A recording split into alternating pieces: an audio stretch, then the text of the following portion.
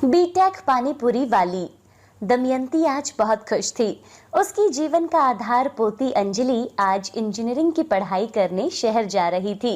70 वर्ष की उम्र में आज 30 वर्ष की महिला की तरह दौड़ दौड़ कर काम कर रही थी। अरे पुनिया, थोड़ा सा दही लेकर आ अपने घर से। मेरी अंजलि आज पहली बार अकेले शहर जा रही है।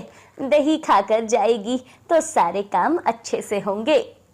लाती हूँ, लेकिन तू अपने आप को संभाल, कल रात से जागी हुई है। कुछ हो गया तो फिर देखने वाला कोई भी नहीं है।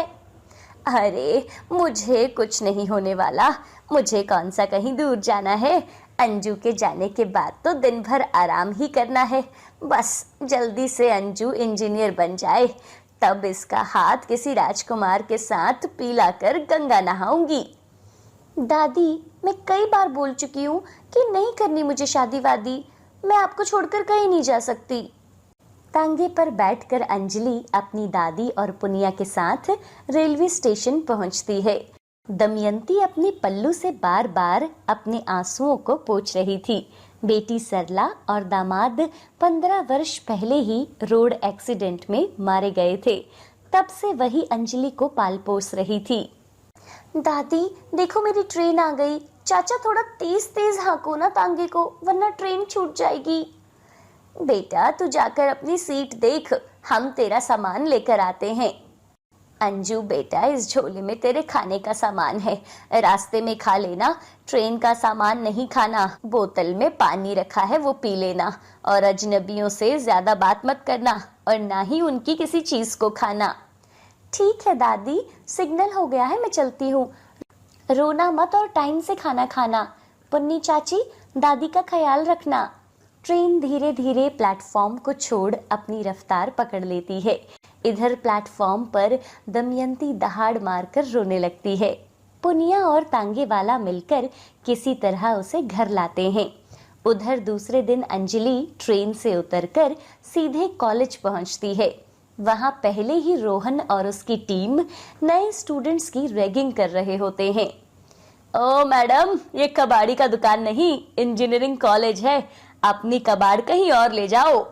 भैया मैं फर्स्ट ईयर की स्टूडेंट हूँ, वो लेट हो रही थी इसलिए सामान सब लिए डायरेक्ट स्टेशन से कॉलेज ही आ गई। क्या? मेरी कोई बहन नहीं है, मैं एक लौता बेटा हूँ अपने माँ बाप का।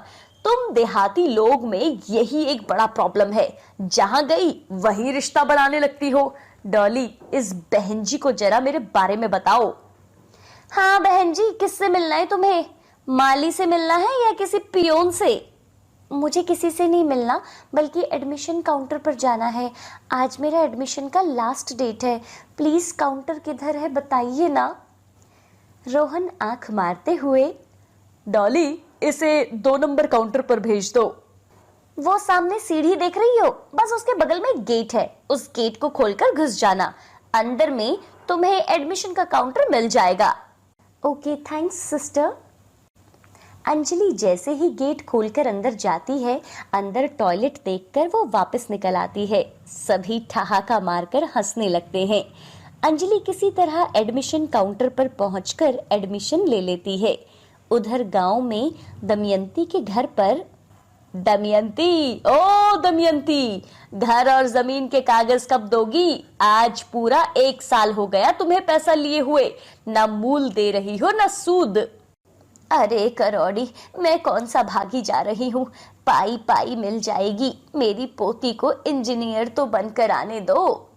वो सब मैं नहीं जानता। 1 सप्ताह के अंदर अगर मेरे पैसे नहीं मिले तो घर और जमीन सब मेरी हो जाएगी। इसके बदले मैं तेरी पोती की फीस भर दूंगा। गांव का होने के नाते इतना मैं कर सकता हूँ बस। इस तरह करौड़ी दमयंती की सारी जमीन लिखवा लेता है। अब दमयंती पुनिया के यहाँ रहती है और गांव में बर्तन मांजकर किसी तरह अपने दिन गुजारती है। इधर शहर में अंजलि की रूम पार्टनर सोनी उसकी बहुत अच्छी दोस्त बन जाती है। अंजलि, आज लास्ट सेमेस्टर का फीस भरने का आखिरी दिन है। अगर फीस नहीं भरी तो फाइनल एग्जाम में नहीं बैठने देंगे। मुझे मालूम है बहन, दादी को 2 दिन पहले ही बता दिया था, लेकिन पता नहीं वो कैसे इंतजाम करेगी। तभी कोई दरवाजा खटखटाता है। अरे पुन्नी चाची, तुम? हाँ बेटी, अपनी दवाई लेने यहाँ आई थी। तेरी दादी ने ये पैसे भेजे हैं, रख ले। मुझे देर हो रही है, डॉक्टर के पास जाना है। अरे चाची, रुकोगी नहीं? नहीं बेटी, डॉक्टर साहब फिर उठ जाएंगे, मैं चलती हूँ। पुनिया आंखों की आंसू छुपाते हुए तेजी से वहां से निकल जाती है। वहां शहर के सबसे बड़े सोनार के यहाँ दमयंती ने सुहाग की अंतिम निशानी गले का हार बेचकर अंजलि को पैसे दिए थे। अंजलि इन सब बातों से बेखबर फाइनल एग्जाम में अच्छे नंबर से पास करके अपने गांव पहुंचती है। पुन्नी चाची, अरे ओ पुन्नी चाची, मेरे घर में ताला क्यों लगा हुआ है और दादी कहाँ है? दादी अंदर है, अंदर चल। अरे बाद में आऊंगी चाची आपके घर, पहले थोड़ा अपने घर में जाकर फ्रेश हो लूं। दादी, ओ दादी, चलो चाबी ले आओ अपने घर की। देखो मैं बीटेक होकर आई हूँ। तभी करोड़ीमल वहां आता है। चाबी? कैसी चाबी? किसके घर की चाबी? बेटी, ये अब घर मेरा है, तेरा घर बिक चुका है। करोड़ी चाचा, मुझे ऐसी घटिया मजाक बिल्कुल पसंद नहीं है। मैं अपनी दादी से बात कर रही हूँ, बीच में अपनी टांग मत अड़ाओ। बेटी अंदर चल, मैं तुझे सब बताती हूँ। अंजलि घर के अंदर जाते ही सन्न रह जाती है। एक खाट पर बूढ़ी बीमार दादी खांसते हुए उसे निहार रही थी। अंजलि को समझते देर नहीं लगती। दूसरे दिन वो वापस शहर जाती है, लेकिन लगभग 1 महीना बीत जाने के बाद भी उसे कहीं नौकरी नहीं मिलती। एक दिन बाजार में कॉलेज के बाहर पानी पूरी बेचने वाले से उसका सामना होता है। अंजलि बेटिया, तुम यहाँ क्या कर रही हो? वो भैया, काम की तलाश में भटक रही हूँ 1 महीने से, लेकिन कहीं काम नहीं मिला। अब लगता है गाँव वापस ही जाना पड़ेगा। बहुत उम्मीद लेकर आई थी यहाँ। तुम कैसे हो भैया? मैं ठीक हूँ। मेरा बेटा दुबई चला गया है और मुझे भी बुला रहा है। अब एक लौता बेटे के सिवा मेरा तो कोई भी नहीं है, इसलिए अगले हफ्ते मैं दुबई जा रहा हूँ। वैसे बिटिया, बुरा ना मानो तो एक बात कहूँ। अरे भैया, मेरे ऐसे हालात देखकर आपको लगता है कि मैं कुछ बुरा मानूंगी?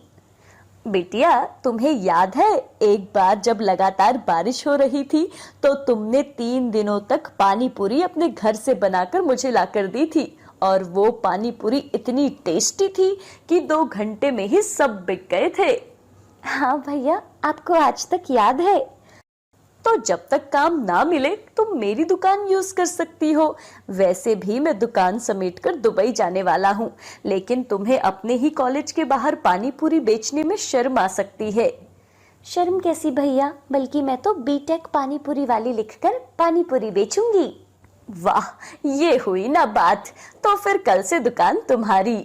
दूसरे दिन कॉलेज के ठीक सामने बीटेक पानी पूरी वाली साइन बोर्ड के साथ ठेला लग जाता है। कॉलेज के पास से गुजरने वाले लोग एक बार ठहरकर देखने लग जाते हैं। कुछ लोग मजाक उड़ाते हैं तो कुछ हौसला देते, पर जिसने भी पानी पूरी खाई उसके स्वाद के गुलाम हो गए। एक दिन, अरे डॉली, ये देख, बीटेक पानी पूरी वाली, ये तो अपनी कबाड़ वाली है। हाँ, ये तो वही है। अरे तू, मैंने कहा था ना कि तुम जैसे लोग कबाड़ का ही काम कर सकते हैं। रोहन, कम से कम कबाड़ का धंधा इससे तो अच्छा था। ये तो अपने कॉलेज की इज्जत ठीक सामने पानी पूरी बेचकर पूरी तरह से तार तार कर रही है। खैर, कबाड़ वाली, 2 प्लेट पानी पूरी पैक कर दे। हम यहाँ खाकर अपनी बेइज्जती नहीं करवा सकते। और सुन, बचे पैसे ना टिप समझकर रख ले। आप बचे पैसे वापस रख लो और मुझे अपने काम करने में कोई शर्म नहीं है। अंजलि का व्यवहार और पानी पूरी की लाजवाब टेस्ट के कारण जल्द ही पूरे शहर में बीटेक पानी पूरी वाली फेमस हो जाती है। कई बड़े बड़े शहरों में बीटेक पानी पूरी वाली की ब्रांच खुल जाती है। अंजलि का नाम अब शहर के प्रसिद्ध करोड़पतियों में गिना जाने लगता है। अंजलि अब अपनी दादी के साथ शहर के बीचों बीच शानदार आलीशान बंगले में रहना शुरू कर देती है। काजल और राजू एक साथ बेड पर सोए थे। राजू की नींद खुलती है। छी, कितनी गंदी बदबू आ रही है। दीदी ने फिर से बिस्तर पर सुसु कर दी। राजू उठकर अपनी माँ के पास जाता है। माँ, अब से मैं ना दीदी के साथ बिल्कुल नहीं सोऊंगा। देखो ना, दीदी ने आज फिर से बिस्तर पर ही सुसु कर दिया। कितनी गंदी बदबू आ रही है। हे भगवान, ये लड़की ने तो परेशान करके रखा है। मैं देखती हूँ बेटा, तू यहीं पे लेट जा। सुमित्रा काजल के कमरे में जाती है जहाँ काजल आराम से सोई हुई थी। काजल उठ जा, तूने फिर से बिस्तर में सुसु कर दिया। अरे कमरे में कितनी बदबू फैल गई है। राजू भी उठकर भाग गया है। अब जल्दी से उठ जा, मैं ये सब धो देती हूँ।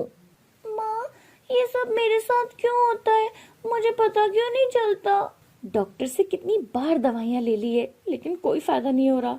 अरे कल को तुम्हें शादी करके दूसरे के घर भेजेंगे, भगवान जाने क्या होगा। काजल दुखी मन से उठकर कमरे से बाहर आ जाती है और सुमित्रा सारे कपड़े उठाकर धोने लगती है। काजल को बचपन से ही ये प्रॉब्लम थी कि वो रात को सोते सोते नींद में ही सुसु कर देती थी। उसके घर वाले उसकी इस प्रॉब्लम से बहुत परेशान थे। काजल के पिता ने कई डॉक्टरों से मेडिसिन ली लेकिन कोई फायदा नहीं हुआ। आज काजल 16 साल की हो गई थी लेकिन अभी भी वही सिलसिला जारी था। एक दिन काजल बाजार से कुछ सामान लेने जाती है। तभी उसकी नजर दुकान पर रखे डायपर पर जाती है और वो कुछ डायपर खरीदकर घर लाती है। अब मैं रात को डायपर पहनकर सोया करूंगी, इससे माँ को बार बार कपड़े भी नहीं धोने पड़ेंगे।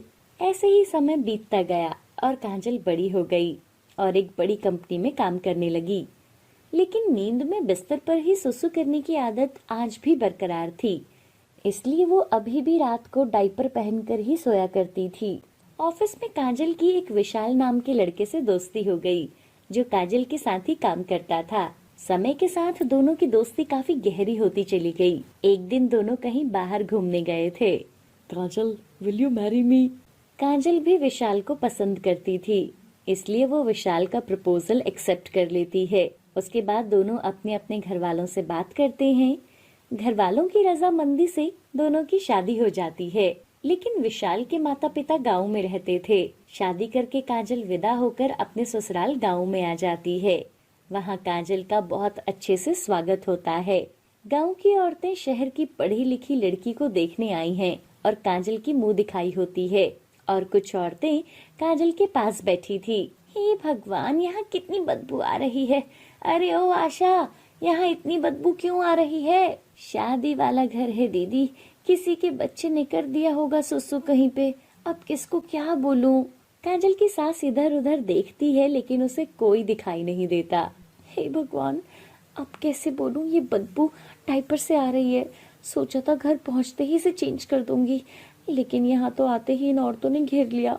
आखिर कब जाएंगे ये? कुछ देर के बाद सब औरतें वहां से चली जाती हैं। काजल बेटा, तू भी अपने कमरे में जा और नहा धोकर कपड़े बदल ले। काजल अपने कमरे में जाती है और नहा के फ्रेश हो जाती है और इस्तेमाल किए हुए डायपर को एक लिफाफे में डाल देती है। अब इसे डस्टबिन में डाल देती हूँ। लेकिन डस्टबिन है कहाँ? घर पर तो यूज्ड डायपर को डस्टबिन में डाल देती थी और सफाई वाली ले जाती थी। अब यहाँ तो कोई डस्टबिन भी नहीं है, क्या करूँ? तभी काजल उस डायपर को बाथरूम में पड़ी एक वॉशिंग मशीन के पीछे डाल देती है। जब सब मेहमान चले जाएंगे तो इसे घर से बाहर फेंक दूंगी। थोड़ी देर के बाद विशाल कमरे में आ जाता है। मैं भी जल्दी से नहा लेता हूँ। विशाल जैसे ही वॉशरूम की तरफ जाता है, अरे हे भगवान, इतनी स्मेल कहाँ से आ रही है? पता नहीं, मैंने तो अच्छे से पानी भी डाला था लेकिन अभी भी स्मेल आ रही है। अरे मैं यहाँ नहीं नहा सकता, मैं दूसरे वॉशरूम में नहाने जा रहा हूँ। विशाल दूसरी ओर नहाने चला जाता है। कुछ देर के बाद आशा, काजल की सास, कमरे में आती है। अरे हे भगवान, कमरे में न जाने पेशाब की बदबू कहाँ से आ रही है। लगता है सबने यहीं आकर ही पेशाब कर दिया है। लोगों को तो बिल्कुल शर्म नहीं आती है। बेशर्म लोग अपने घर में भी क्या ऐसे ही बदबू फैलाते हैं? अरे कोई बात नहीं माँ जी, मैं सब सफाई कर दूंगी। अब मेहमानों को थोड़ी कुछ बोल सकते हैं। अरे मेरी बेटी कितनी समझदार है, लेकिन बेटा ये गांव के लोग ना ऐसे ही होते हैं। अच्छा, वो मैं ये कहने आई थी कि पहले खाना खा ले फिर आराम कर लेना। कल मंदिर में पूजा रखी है, वहां भी जाना है। सब लोग मिलकर खाना खाते हैं और सब अपने अपने कमरे में सोने चले जाते हैं। अभी तो सो जाती हूँ, कल सुबह उठ के सारे लोगों के उठने से पहले मैं इस डायपर को फेंक दूंगी। अगर किसी को पता लग गया तो बड़ी बेइज्जती हो जाएगी। लेकिन रात भर कमरे में तो बहुत बदबू आएगी। विशाल को ठीक से नींद भी नहीं आ रही थी। कैसी बदबू है ये, कमरे तक आ रही है। विशाल अपने कमरे के बाहर सोफे पर सो जाता है। इधर काजल सुबह सुबह 4 बजे का अलार्म लगा लेती है। सुबह 4 बजे जब अलार्म बजा तो काजल की नींद खुली। अब ये डायपर है ना, घर के बाहर फेंक देती हूँ, किसी को कुछ पता नहीं चलेगा। काजल जैसे ही अपने कमरे की लाइट ऑन करती है तभी विशाल कमरे में आ जाता है। अरे वाह काजल, तुम इतनी जल्दी उठ गई। मैं वो बोलने आया ही था कि माँ ना तुम्हें उठाने के लिए बोल रही थी और रसोई में बुला रही है। क्या माँ जी उठ भी गई? अरे गांव में तो सब जल्दी ही उठते हैं, माँ भी उठ गई है। लेकिन इस गंदी स्मेल में तुम सोई कैसे? ये बदबू तो अभी भी आ रही है। ओह गॉड, अब मैं क्या करूं? डायपर कैसे फेंकूं? अब तो आज का डायपर भी फेंकना है। 2 डायपर इकट्ठा हो गए हैं, बाद में सोचूंगी। चलो अभी नहा लेती हूँ। अरे क्या सोच रही हो? कुछ नहीं, वो मैं नहा लेती हूँ। और काजल नहाने चली जाती है और आज का डायपर भी वो मशीन के पीछे छुपा कर रख देती है और वो तैयार होकर अपने कमरे में बैठ जाती है। आज तो कमरे में कल से भी ज्यादा बदबू आ रही है। अब क्या करूं? विशाल बेचारा तो कल अपने कमरे में भी नहीं सोया। मुझे ही कुछ करना पड़ेगा। तभी काजल की सास कमरे में आती है। हे भगवान, यहाँ तो आज सफाई करवानी होगी। बहू तू तैयार हो गई, विशाल भी तैयार हो गया है, चल मंदिर चलते हैं। उसके बाद सभी गांव के प्राचीन माता के मंदिर में पूजा करने के लिए जाते हैं। वहां से लौटने के बाद काजल अपने कमरे में आती है। अब तो पहले से भी ज्यादा गंदी बदबू आ रही थी। अरे ये क्या हो गया है? कल से घर में बदबू ही बदबू आ रही है। लगता है सफाई वाले को बुलाना पड़ेगा।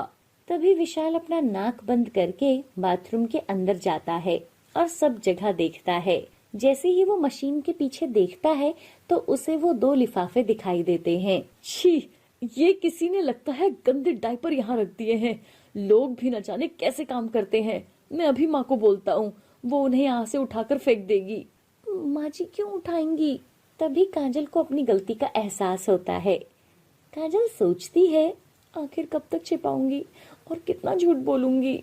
विशाल, मैंने ना आपसे एक बात छुपाई है। बात छुपाई है? कौन सी बात छुपाई है? वो मुझे बचपन से ही एक बीमारी है या कुछ, मतलब पता नहीं, लेकिन रात को ना नींद में सोए सोए मुझे कुछ पता नहीं चलता और मैं बिस्तर पर ही सुसु कर देती हूँ। जिसकी वजह से अब मुझे रात को हर समय डायपर पहनना पड़ता है। मुझे माफ कर दो, मैंने तुमसे ये सब कुछ छुपाया। अरे काजल, परेशान होने की कोई जरूरत नहीं है। मेरा दोस्त राहुल बहुत अच्छा डॉक्टर है, मैं कल ही तुम्हें उसके पास ले चलूंगा। अगली सुबह विशाल काजल को अपने एक दोस्त के पास ले जाता है। मैंने कुछ दवाइयाँ लिख दी हैं। ये दवाइयाँ लगातार 3 महीने तक लेनी होंगी और ये एकदम ठीक हो जाएंगी। उसके बाद काजल वो दवाइयाँ हर रोज खाना शुरू कर देती है और बहुत जल्द ही उन दवाइयों ने अपना असर दिखाना शुरू कर दिया और काजल अब आम लोगों की तरह हो गई थी। अब उसे डायपर पहनने की जरूरत नहीं पड़ती थी। हाय एवरीवन, आपको ये स्टोरी कैसी लगी हमें कमेंट करके बताना ना भूलें।